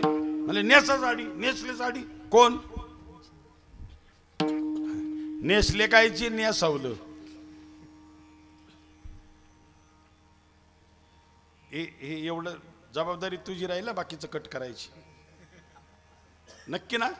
सांगू काय यांना, यांच्या हिताचं आहे, आयुष्याचं आहे महाराज. महिलांनो, मातांनो, आज तुम्ही असलेले सगळे सुशिक्षित बाप, पहिल्या जमान्यामध्ये जर एखाद्या मुलीला एखादी साडी जर नेसवायची जर ठरली, तिला नेसायची जरी इच्छा झाली, इमानदारीत बाळनाथ महाराजांना साक्षीला ठेवून सांगा तर तिला साडी तिची आजी, एखादी मावशी किंवा भाऊकीतली म्हातारी नेसवायची. बरोबर ना? आता लग्नाच्या साड्या नेसवायला कोण आहे? पुरुष आहेत महाराज, पुरुष आहेत. पुरुष आहेत महिलांना, पुरुष. कुठं राहिली ही संस्कृती? आज ज्या स्त्रीनं, हे थोडासा बंद कर लागला तर थोडासा, ज्या स्त्रीनं महाराज नाही नाही असू दे, तो बरोबर करील. हे कुठे टाकू नको युट्यूबला ते, कारण आज हे जे गरजे, मी आज फार संस्कृतीवर बोलत असतो. माता माऊल्यांनो, सगळ्या 2 गोष्टी तुम्हाला ईश्वराने दिल्यात. पुरुष आपलं अंग सगळं उघडत आहे की, फक्त तो त्याचा जांघेचा भाग झाकून ठेवतो, कारण त्याच्याकडे एकच जननी उत्पन्न करण्याचं एकच साधन तिथे आहे. थोडीशी मर्यादा टोळून बोलतोय म्हणून थोडंसं वाईट वाटेल तुम्हाला. आणि स्त्रियांकडे 2 गोष्टी आहेत म्हणून त्या 2 गोष्टी आपल्या फार जपून ठेवतात. हो, तिचं डोकं उघडं राहिलं तरी तिला लाज वाटत नाही महाराज, हात उघडे राहिले तर लाज वाटत नाही महाराज, पण थोडासा जरी पदर इकडचा तिकडे गेला तर ती लगेच ओढून घेते आपल्या अंगावर. एक तिचे स्तन आणि दुसरं तिचं जो भाग आहे तो. एक कारण महाराज, चिंतामण महाराज, जगाची निर्मिती करण्याचं स्थान जे आहे. आणि तुम्ही इमानदारी सांगा, आता तुमचे कोणाचं सोयाबीन बाहेर पडलं असेल, कोणाची मकाची कणसं बाहेर पडली असतील, अंगणात पडली असतील की नसतील, धान्य बाहेर पडलं असेल, कपडे काहींची बाहेर वाळत असतील, किती बाया आपलं सोनं बाहेर टाकून आल्यात. जी किमती वस्तू असते ती झाकून ठेवायची असते.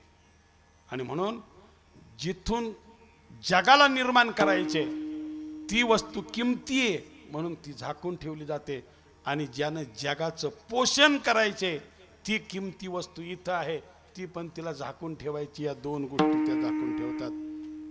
आपल्या 9-10 वर्षाचं वय झाल्याच्या नंतर ती मुलगी आपल्या स्वतःच्या जन्म दिलेल्या बापाच्या समोर सुद्धा ती कपडे कधी बदलत नाही महाराज. का बदलते? आणि मग हा तिसरा आणायचा कोणीतरी, आणि त्याच्या समोर ज्या वेळेला तुम्ही साडी बदलता त्यावेळेला आतून दुसरी साडी ठेवून नंतर साडी नेसता. महाराज ही संस्कृती आहे, संस्कृती.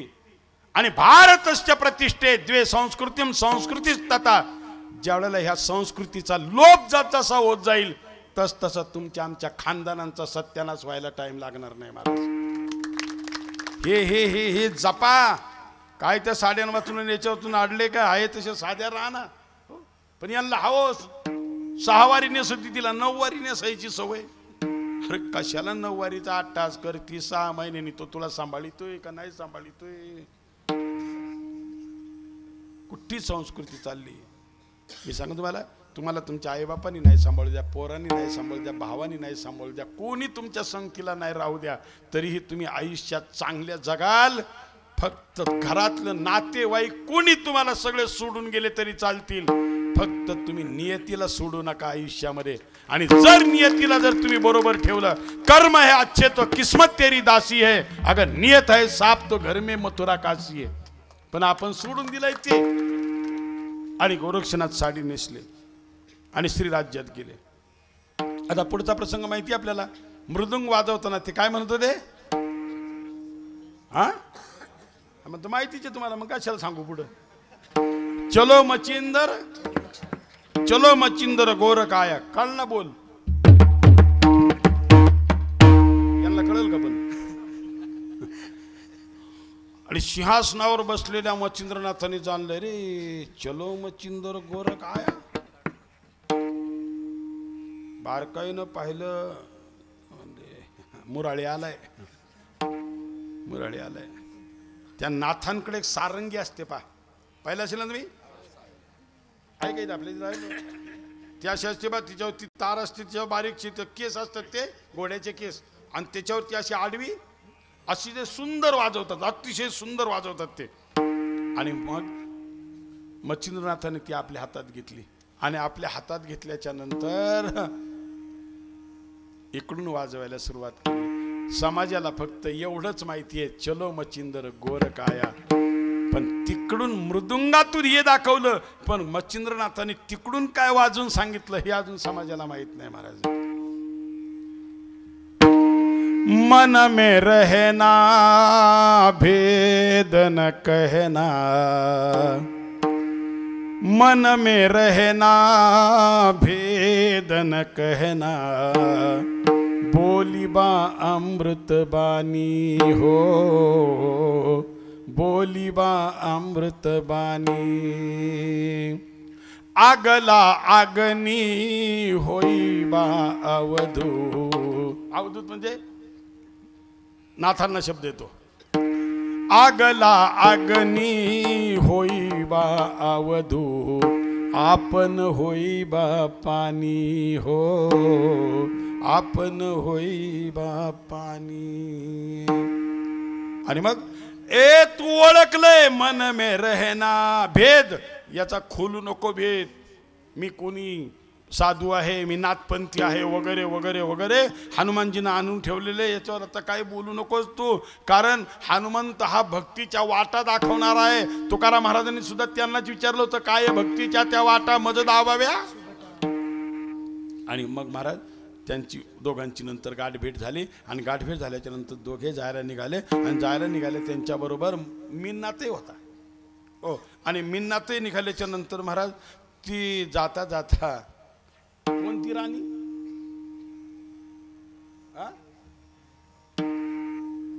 मिन्नात जायचं नाव काय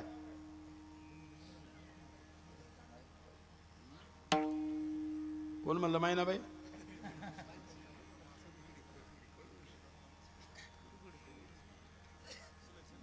नाही नाही नाही जरा ते पटकन ही मधीच आलेले त्याच्यामुळे आठवणार नाही मला पटकन. मला वाटतं मैनावती हे गोपीचंदाच्या आईचं नाव होतं ते. हा तिलोत्तमा. शाबास शाबास बाबा आपल्याकरता धन्यवाद. एकदा टाळी वाजवा बाबा करता. तिलोत्तमा बस बाद बराबर आहे.